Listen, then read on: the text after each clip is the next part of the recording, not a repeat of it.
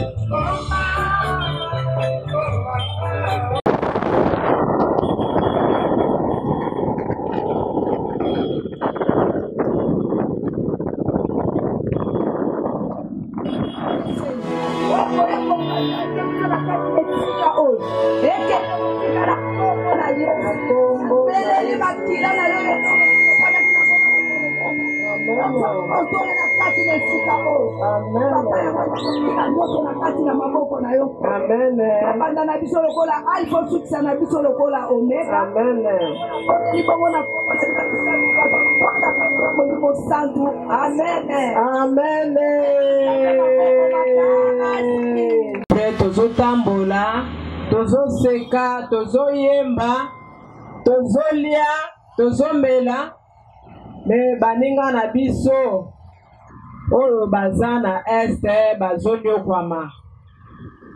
Bazonyo kwama. Tozo mona ba image bazotinde na biso kokata mitu makolo epai maboko epai soko tali bongo vraiment omizuyo mobimba ke soki ezala yo vraiment mawa makasi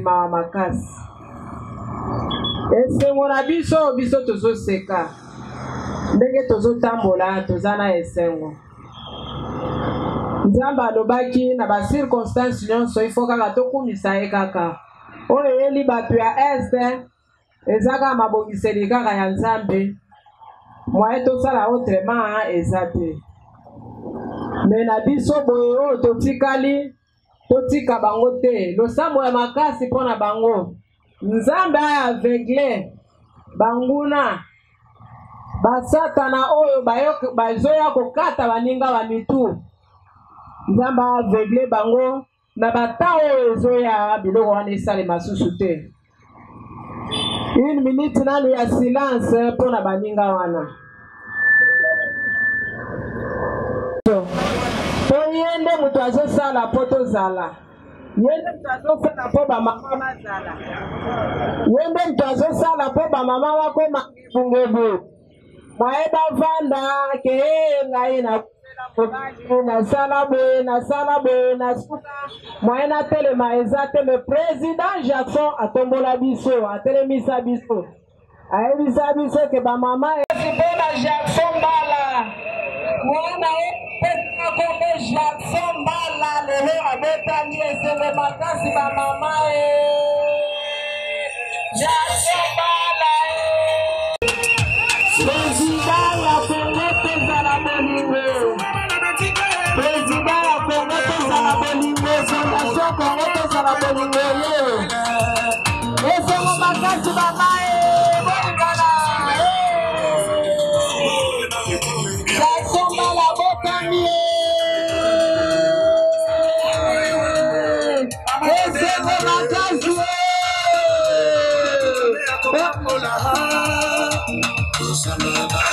Nona botami na liboka kasi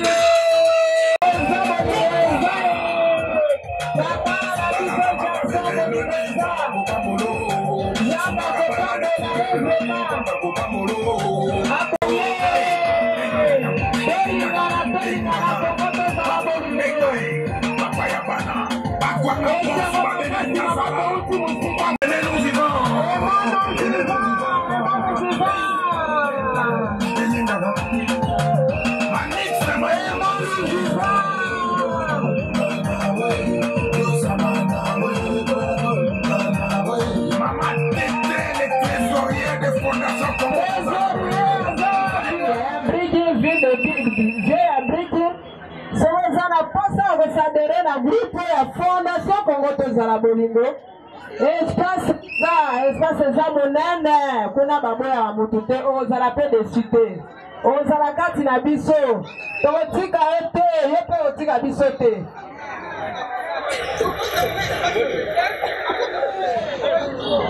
Fondation Congo Tozala. Fondation Congo Tozala. Merci beaucoup. Je pense bien na pesi na ba journaliste oso baye nanu na Tono Vacillon FM Télévision Maloua et notre Audrey Internet nazalaka fier soki nakomi na ntango ya mbotama nanga nayebisaka nzambe ke nzambe ezwa lokumu nalingi tozwa minute ebele te bongo te nalingi nasalela oyo vraiment nalobaki ke na 2024 il fallait to respecter R bongo te nalobi soki natie manifestation na 11h moto aye na 13h seke akokuta biso te boyoki nga oki yango wana lelo nakosenga bino boyoka nga tolinga tosala conférence lelo par rapport ya batu na batu c'est pourquoi bomoni conférence wana esalemi bien te ça va toyoka nini bamama bapapa eyi toke ubie toke te nalingi naloba boye fondation ezalaka 3 personnes boye sikoyo bato batuni pourquoi aye na Brikin, c'est ça non? Devant bamédia devant bato nyonso toye na Brikin mpona eloko moko ya pamba te toye kolakisa mpe Brikin ke eza fondation moko esansusiaka mpona vie ya bato sans intérêt. Est-ce que biso toya badepute? Est-ce que toza baministre? Ministre te. Mais depuis 2013 toza na kati ya kofonctionner. Malgré tout, malgré nyonso oyo koki kosalema, nga moko président nalobaki ke yo efa na yo mela awa me kosala nini kolangwa te. Ça va? Na anniversaire na nga na boyi kotia biloko ya kolia natela masanga seke mela na yo si osala nini. Alors nazosenga bino boye nazofanda nasengi bameta nyonso po bakesio mosusu mama tuni mama nazobandela kesio wana olobi kesio ya liboso eza motivation nini esali yo mpona osala fondation Congo Tozala bolingo yango wana ya mibale ezali ke ozwaka nini na kati ya fondation ndenge ozungaka bamama na bambula nyonso osali yango po oza mpe nzambe te nzambe asala yesu masi akufelaki biso abaki un but po tokoma bana na ye soki ozosunga but no eza nini. Ok, wana nde ya mibale. Ya misato eza est-ce que plus tard ambition politique eza na kati? Ya misato ezali ke est-ce que tokozala na ambition ya politique? Ok, mbona répondre mibale misato conseiller nanga ko répondre yo wana na sengi yo. Ok, motivation oyo esalamai mpona lelo tosala fondation eza par rapport ya oyo nga mpe na leka oyebi avant banda kokumba mutuka il faut oyokola bongo te soki oyokoli mutuka te bapesi yo mutuka suka na yo eza nini? Suka na yo eza accident. Ça veut dire ntango lelo nasali fondation Congo Tozala bolingo eza kombo na nga te kombo na nga eza Jackson Mbala mais natiango na kombo ya Congo mpona nini? Natali ke biloko nyonso toza nango toza na or toza na argent toza na biloko nyonso balobaka wana mais soki otali eloko tozangi eza kaka bolingo omoni ndenge oza wana soki oye na jipe ya makasi awa c'est peut-être mutu mususu akolukeli yo mbasu mpo na type na yo moko na alukeli yo mbasu. Na Congo balingaka te mutu abonga me balingaka mutu akemba me bango nde bato ya liboso ya kofinga. Ça veut dire bolingo eza te yango moni nalali elo moko emotivenga mpona nasala fondation oyo nalobake Congo ou bien congolais ou bien congolaise tozala na bolingo biloko nyonso ekotikala. Par exemple toza na histoire ya mama Bobili Dao. Est-ce que première dame nyinyi akozala lokola mama wana aza te? Mobutu aza te? Biloko nyonso etikala bandako peut-être bampuku nde bakomi mokolo nango. Mais soki tozalaki na bolingo tolinga torécupere biloko nyonso wana nde eloko esalami mpona emotivenga nalinga bamama oyo. Bamama oyo ozomona oyo moto akoso te na fondation toza na 4000 mama. Depuis nake matadi na ye naza na 2 semaines lelo nakokisi 2 semaines toza na 4000 mama. Toza na 70 papa 85 papa fondation Zomono. Alors à chaque fois depuis 2013 tosalaka mwa geste kopesa baloso kopesa liputa soko tuni bango bakoyebisa yo yango emoni motivation na nga wana ntango bamama baliaka loso balataka mwa liputa esalaka nga bien mpe makambo mosusu ya nzambe ekomelaka nga bien. Accident minene eyelanga nakufa te mpo kolela ya bamama oyo kofuta eza losambo na bango esalaka. Première question na yo nayebi ke na répondre. Par rapport ya deuxième ke yo okanyaka nyinyi na bamama yango wana eloko ya oganye epa bamama oyo à part bénédiction na lola eza te. Oyebi eloko biso na Congo tozalaka nango mama ezalaka so tomoni moto atongi 2 niveaux 3 niveaux tobandi oloba azalaka na kisi boyetala ye bien te porte na ye wana efungwamaka te azalaka na kisi. Mais chaque samedi ou bien chaque week-end okomona bamama veuve personne vive avec handicapé bazalaka na porte ya moto wana. Mais kisi na ye yango wana avantage na ye yango wana mpo losambo ya bamama mikolo ya batata mikolo bomonyo efutanga place ya liwa na bika efutanga lelo nazala moto avoyage te. Avantage na nga yango ya bamama oyo soki à part ça naza na avantage mosusu te na kati na bango. Bamama eyi bamama eyi na sokongo tozala olingo tunelanga bamama soki deja basi bamona biso toyeke oyo bamama biso tozopostule bovote biso baza te. Na banzi deuxième question na répondre. Troisième question na kopesa conseiller nanga ako répondre tolika mo politique na ligne ko tamote. Ok, merci président. Avec 23 2013 Tilelo vous êtes en boule boni. Élection Sénégal. Mais vous voyez que Jackson a postulé au hasard candidat à députation nationale, la provinciale, ou bien municipal, ou bien hasard suppliant, premier ou deuxième suppliant, il y a qui que ce soit.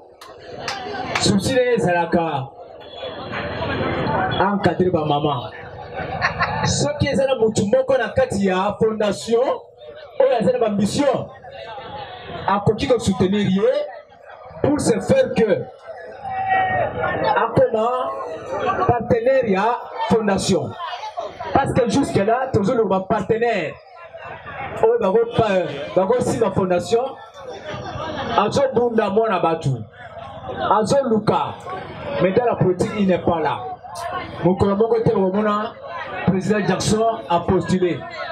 Mais néanmoins, papa, bon, ta cabane, ayebi kobo mwana mekokola mwana yebi te nzambe ye moka yebi donc na katikati ya bana wana moko ako postuler ekoandikape ye te pour qu'il devienne partenaire ya fondation.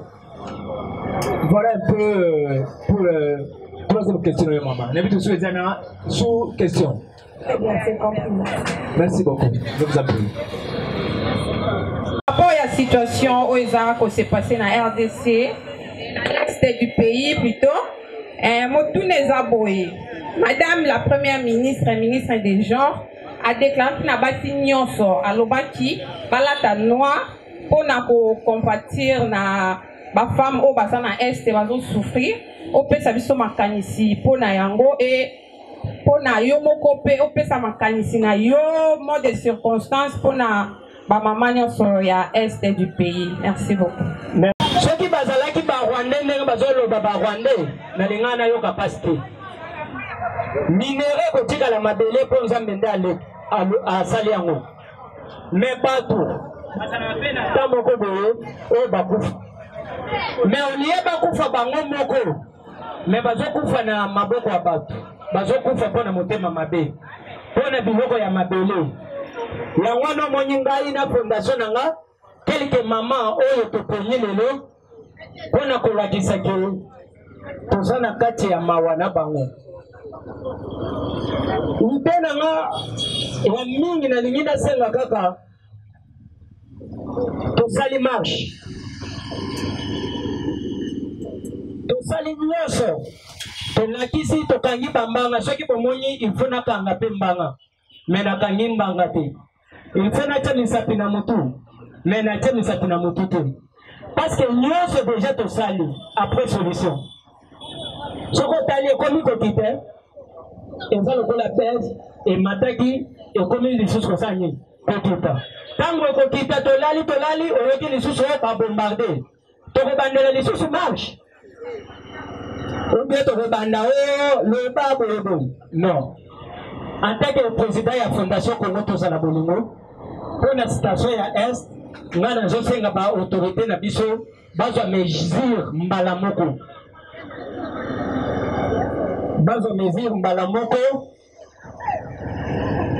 soki tosilisa likambo ya bitumba oyo basilisa ngo soki bitumba jamais mboka mobimba soki ebandi bitumba bato nyonso bakufa te etikalaka ata mibale misato mais to mettre fin na bitumba wana.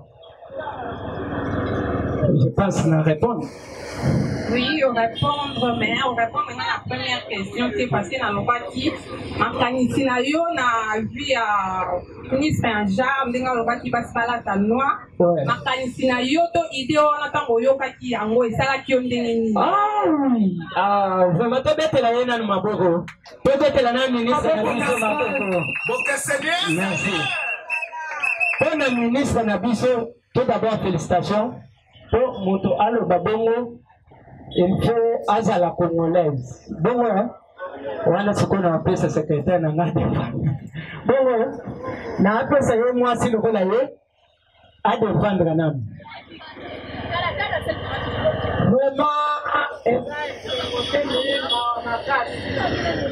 Vraiment to respectaki yango. Tel que ngai ndenge bomoni ngaboye banda lobi wana nazalaki kaka na noir.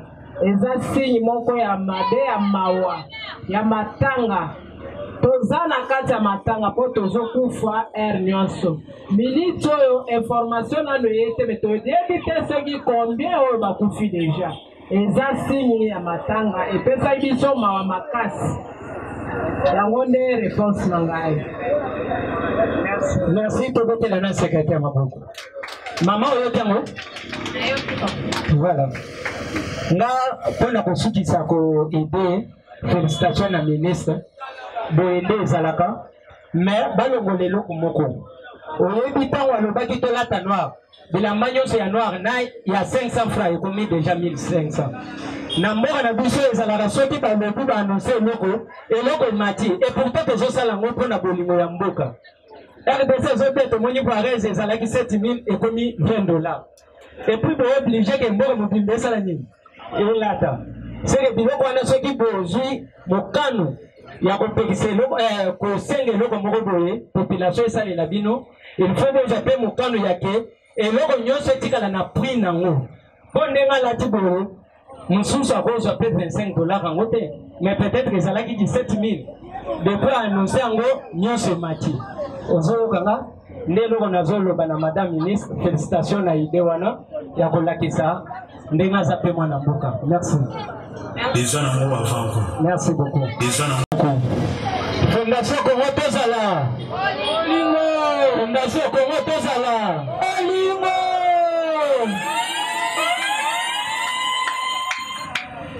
Madame journaliste Atuninga Mutuna moko ya bien. Nazo profiter na sima ya conférence na biso bakotangela bino discours oyo tosalaki nini elekaki pourquoi tosalaki yango et puis mpona nini tozosala yango bomoni komite ndenge nafandi na bango boye awa etikali trésorier je pense vice président azali awa mpona monanga ya suka pour encouragement na koyebisa bato ke basala confiance na fondation Congo Tozala bolingo. Fondation oyo eza ya yo eza ya nga eza ya biso nyonso boyoki nga malamu.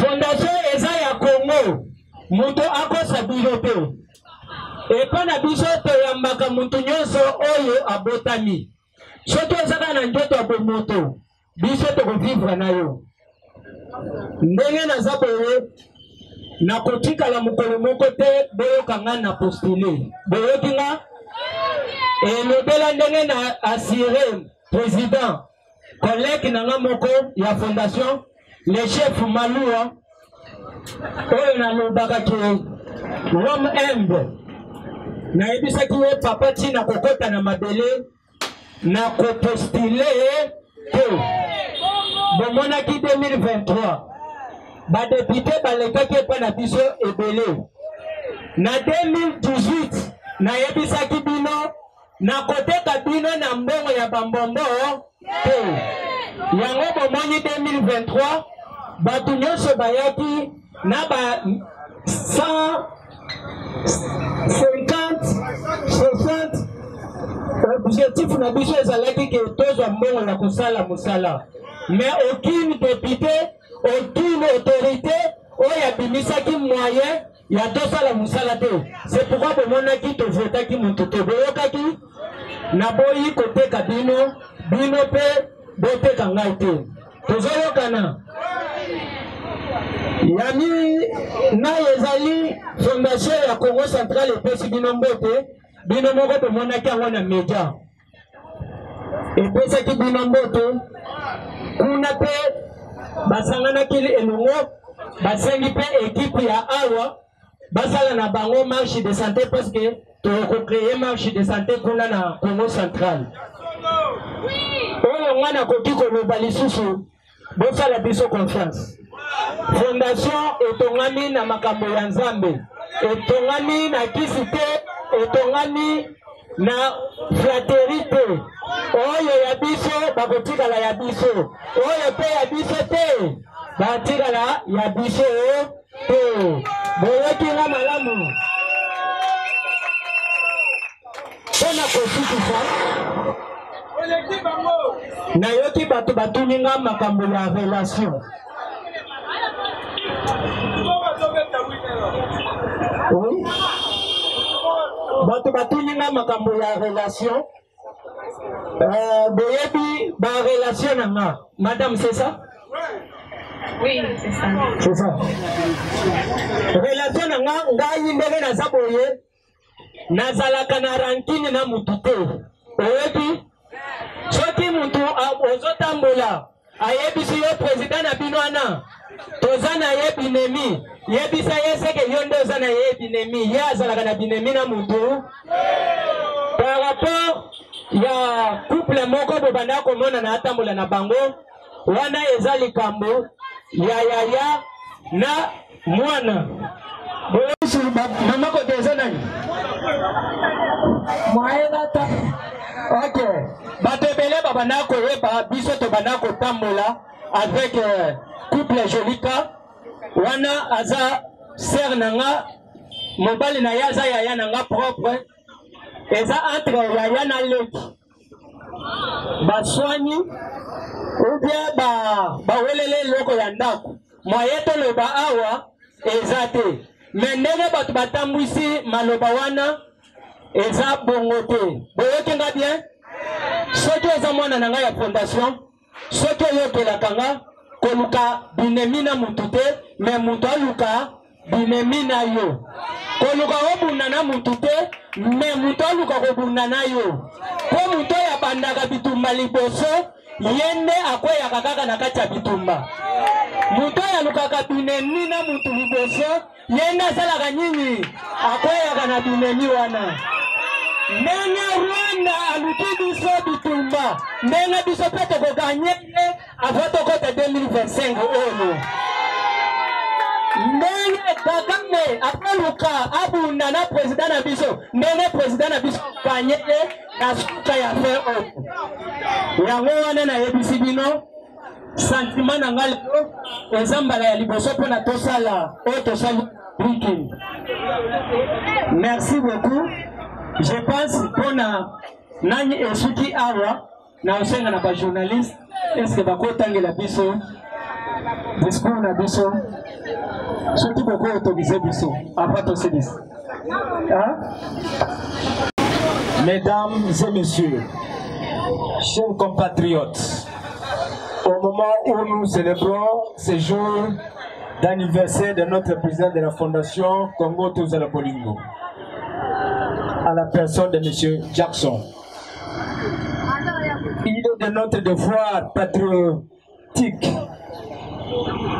de lancer ces cris d'armes et de mécontentement à tous les citoyens du monde et les décideurs du monde face à la situation d'insécurité sans précédent dans la partie orientale de notre pays, dans une guerre injuste nous imposée par les multinationales occidentales à travers le Rwanda sous couvert des rebelles du M23 avec comme objectif le pillage systématique de nos minéraux dits stratégiques, le viol sans description de nos mamans, puis les tueries ignobles de la population pour satisfaire toutes les ambitions et velléités expansionnistes afin d'occuper nos terres. Semer la terreur et la désolation en vue d'atteindre leur soif pour la balkanisation du Congo dans un but, la création d'Interland Emma Touch. Chers compatriotes, devant cette agression injuste et non justifiée de notre pays par nos voisins, sous ce silence complice de la communauté internationale, qui sont d'autres cieux, appuyer situation, car l'invasion de l'Ukraine par la Russie ou l'Occident et les États-Unis d'Amérique ne se sont pas fait attendre pour l'envoi d'aide tant matérielle, humaine, technologique que financière à l'Ukraine pour leurs intérêts égoïstes. L'implication de l'OTAN au chevet des Ukrainiens, que dire la guerre d'Israël est mince, que des réunions sur le plan international pour le maintien de la paix. Face à cette hypocrisie et ce complot de la communauté internationale contre le Congo, nous recommandons ce qui suit, étant donné que C'est Dieu qui nous a donné ce pays avec tout ce qui regorge comme richesse, faune, fleurs, eau, minéraux, hommes et femmes. Entendu que nous, nos recherches atteignent la valise du monde par le touchement des piquets des voisins face à ce silence complice de la communauté internationale, considérant que notre cause est juste. Notre cause est juste. Déclarons et recommandons ce qui suit. Peuple congolais, chers compatriotes, l'heure est grave. La patrie est en danger. Levons-nous, unissons-nous et arrangeons derrière le chef de l'État, son Excellence Félix Antoine Tshisekedi Tshilombo, pour buter l'ennemi dehors de nos terres, qu'il ne soit cédé aucun millimètre de nos terres. Sauvegardons l'héritage nous légué par nos ancêtres. Un fils égaré, servant les secondes mains à la rébellion de regagner la patrie. Que vive la Fondation Congo de la Polino et mon nom vivant. Que vive la RDC, je dis et je vous remercie. Najose na bino na lingine na bino papa telemana papa oyo aza na libet telemana bomoni ndoki apesi biso retard. C'est lui qui avait accepté pour ça là pour les animations. Bon moto abondo ba mikanda nyonso. Merci et salam. Souvent déjà te faire ce qu'on va te appeler. Tala tu vas pas te ceux qui besoin bazar. Yango moni to yena bwiki ko la kisaba ngeke comité zali. Mais toza ba responsable. Nous travaillons pour gagner confiance ya bato. Toza travailler pour na mission ya bato. Bongo te. Bongo. Déjà bonjour. Papa ça micro. Papa ça micro. Papa ça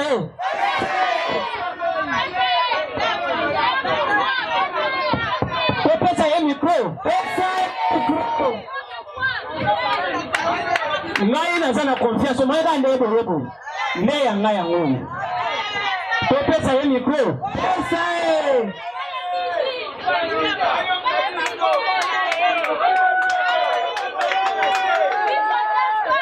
Bonjour Fondation, bonjour. Bonjour.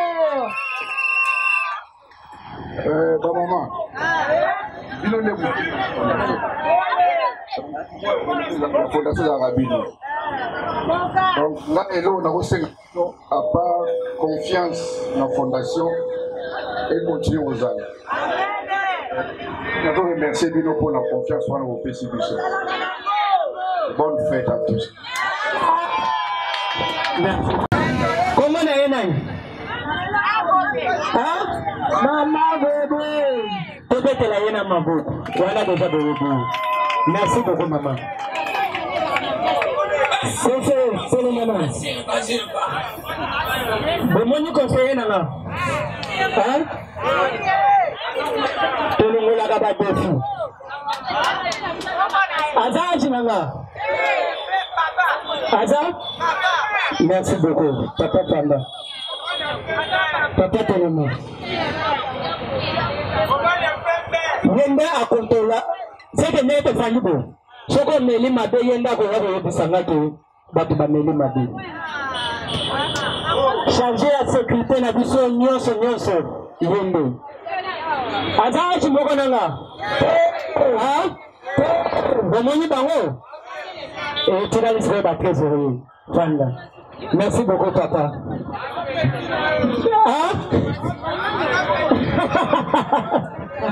Ok, merci beaucoup. Merci à la journaliste. On a rendez-vous 2025, le 8 mars. Nous peut se préparer pour le terrain municipal et à Panté. Donc, mon terrain est attaqué.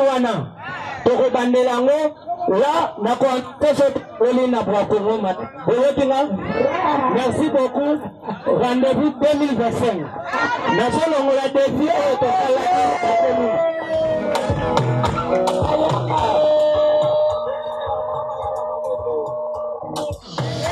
Ma maman est. Oui. Boyebi fondation ezalaki na mobilisatrice te. Boyebi ba maman. Nalingi avant de comme 2025 de présenter na 10 000 maman, na 10 000 papa. Boyebi na pate wana to boucler pate. Boyebi na pesi une bonne chance. Vraiment na to samine selmo. Oh, nayebaki pete ke eloko lelo ekokomela ngai me nazanga moko te nazali na bamama na ngai oyo natravaillaka na bango mama présidente na biso okotanga bakoko na bango mpo batelema boyamba mpe bango tozali susu na mama ekene Bernadette soki aza wana atelema tozali susu na mama tukupela Veronique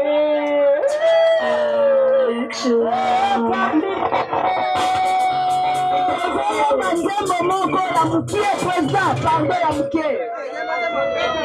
ya mukie kaka mukie zela bo na ba mama na nga tozoyembela nzembo mukie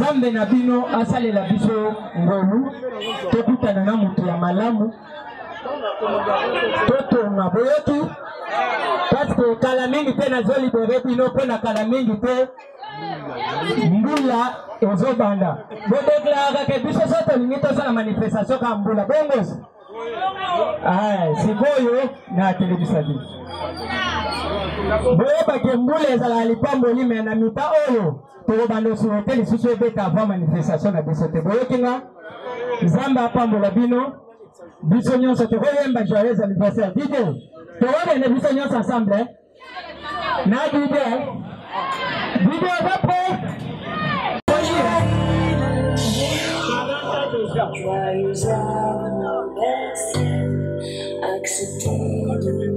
Karanta déjà.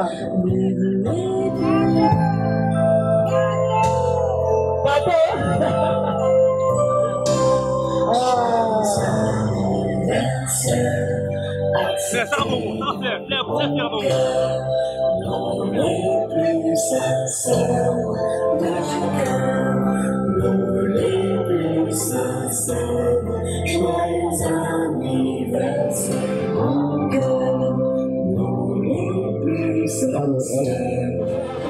Allez. Levons-nous tous, levez-nous, c'est la joie.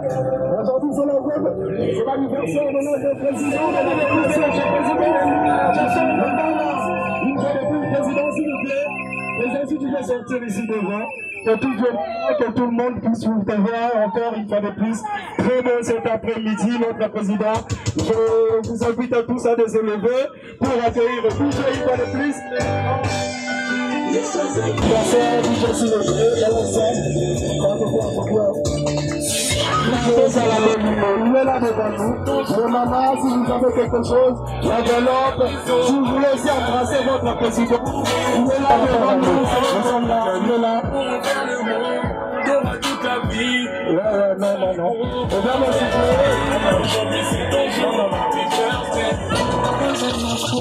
Vous savez, le comité, on va se donner ma santé.